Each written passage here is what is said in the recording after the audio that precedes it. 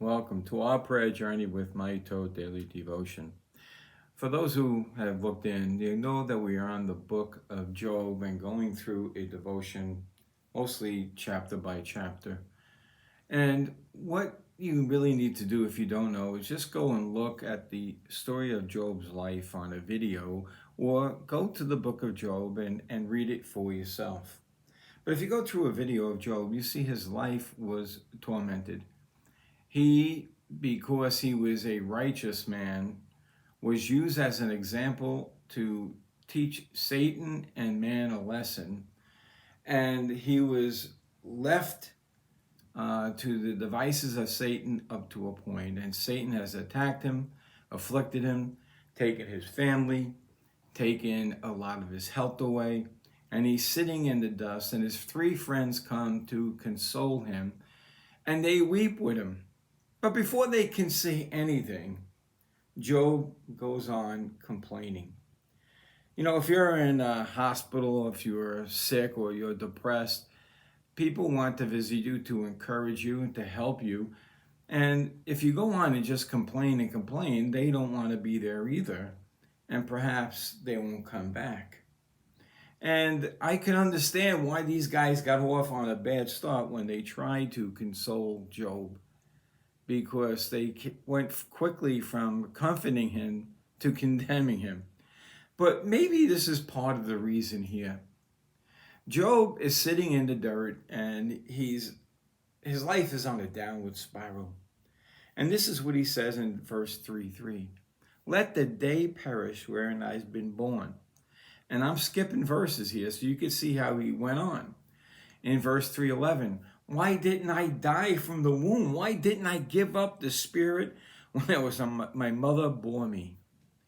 Well, my mother had me on, and was giving birth. Why? Why'd you leave me? He goes on, or as a hidden untimely birth I had not been, as infants who never saw the light. There the wicked cease from troubling thee, the weary rest. Job is in a totally dark state of mind. Death, and speaking about that in verse 3:21, he says, I long for it, I dig for it, I want it. Yet Job never considered taking his life. And he saw death differently than we do in the New Testament. In fact, Job is the oldest book in the Bible, as far as we can tell, by thousands of years, I believe. And therefore, it was not revealed to him that he would have everlasting life with the Lord. At least not at that particular time. And yet, he looked at death as just like you would, like if you were an atheist, that if you die, you just be at peace. Or maybe you go somewhere that is at least comfortable.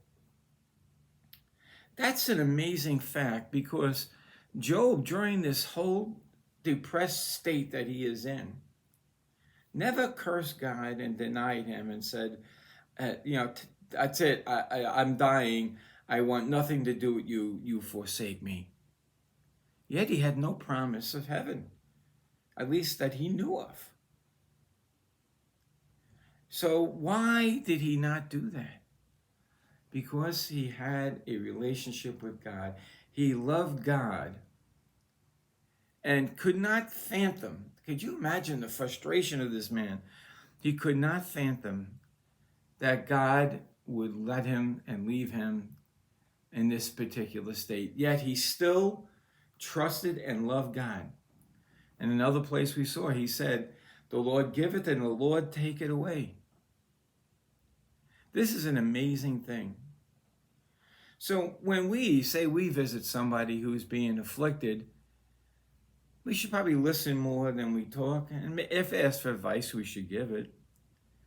But what we should be doing is praying for them, praying for the afflicted, praying for their state of mind.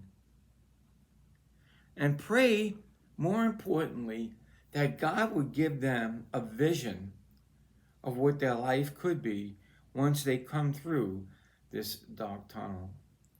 I know many of us, I know I did when younger in life, in my 30s, went through a dark period of time in which I was unsure about anything. And all I visioned in my mind, I was reading through the Psalms back then, and I envisioned a tunnel.